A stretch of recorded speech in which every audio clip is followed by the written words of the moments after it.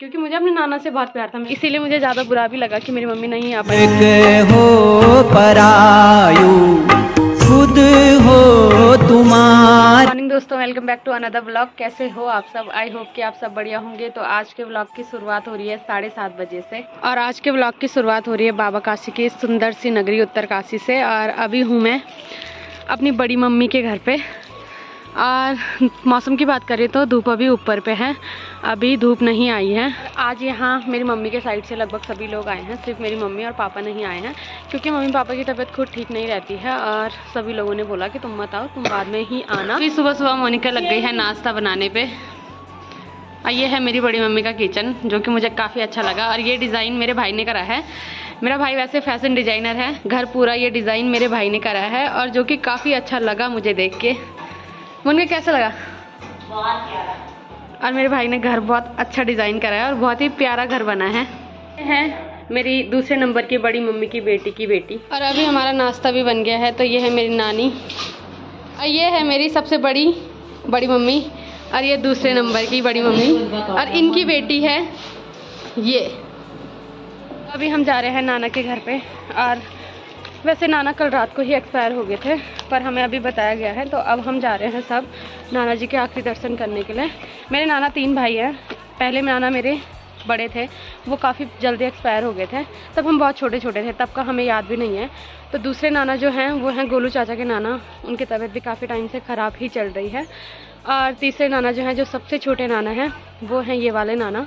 तो ये वाले नाना भी आज एक्सपायर हो गए हैं। और ये वाले नाना मेरे लगभग 2-3 महीने से बहुत ही ज़्यादा बीमार थे, 2-3 महीने से वेंटिलेटर पे ही थे मैक्स हॉस्पिटल में। तो अभी हम जा रहे हैं आखिरी दर्शन करने के लिए। मेरे घर में सभी लोग आए हैं, सिर्फ मेरी मम्मी को छोड़ के, और मेरी जो तीसरे नंबर की बड़ी मम्मी है उनको छोड़ के बाकी सभी लोग आ रखे हैं। नाना जी का दाह संस्कार भी हो गया है, मतलब मामा लोग जा रखे हैं अभी सभी लोग। तो हम जा रहे हैं अभी घर। और मेरे नाना के लिए वैसे रोना तो नहीं चाहिए, नाना जी बहुत छोटे थे। मेरे नाना मतलब 3 भाइयों में से सबसे छोटे थे, और काफ़ी टाइम से बीमार भी थे, इसलिए ज़्यादा दुख हुआ कि नाना बहुत टाइम से बीमार रहे।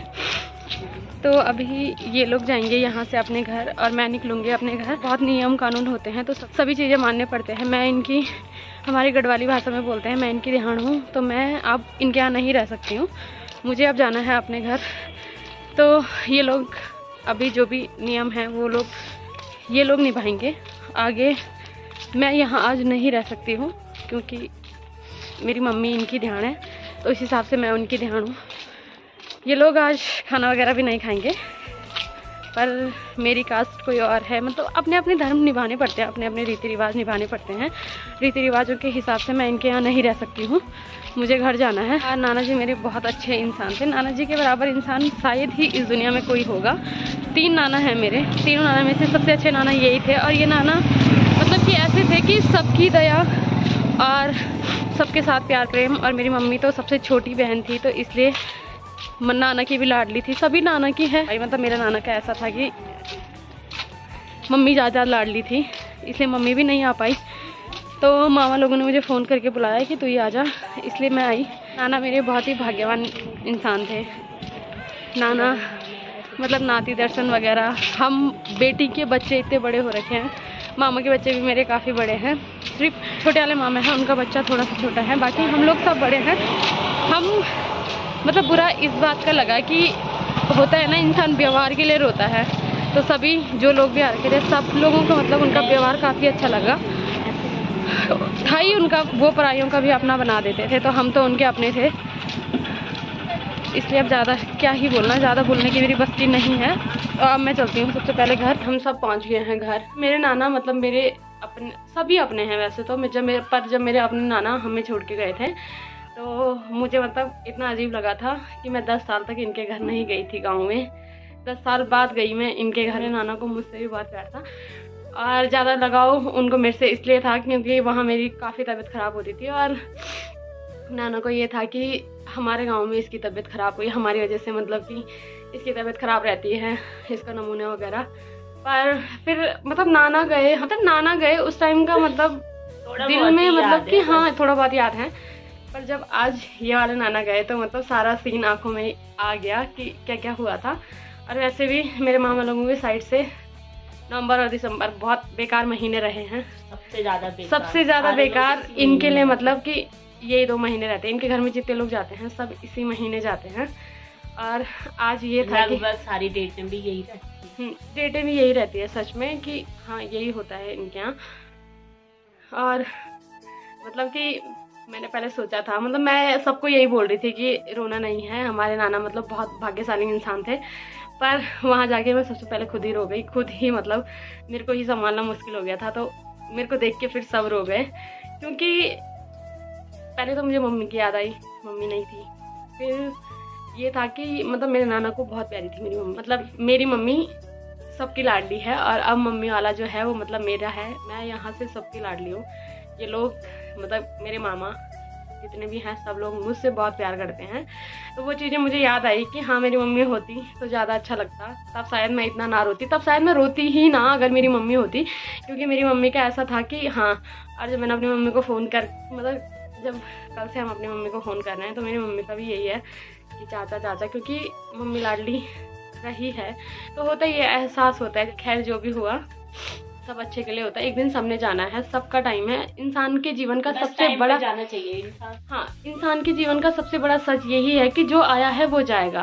और जैसे मेरे नाना गए हैं, ये वाले नाना, वैसे भगवान हर किसी को भेजे। मतलब मेरा ये है कि किसी के भाई बहन, किसी के माँ बाप ना मरे, तो सब ये है कि एक एज पे मरे तब अच्छा लगता है। बाकी भगवान मेरे नाना को अपने श्री चरणों में स्थान दे, मेरी नाना की आत्मा को शांति मिले। अब मैं तैयार होती हूँ, मैं जाती हूँ घर। आगे की जो भी प्रक्रिया है ये लोग निभाएंगे। तो अभी मैं जा रही हूँ घर, तो मोनिका लोग रहेंगे यहीं। मोनिका आएगी शायद कल आऊँगी शायद पक्का, तो ये लोग कल या परसों आएंगे। तो अब मैं निकलती हूँ घर, मेरी गाड़ी आने वाली है। अभी हम सबको होने लग गया है सर दर्द, तो फटाफट पहले मैं घर जाती हूँ।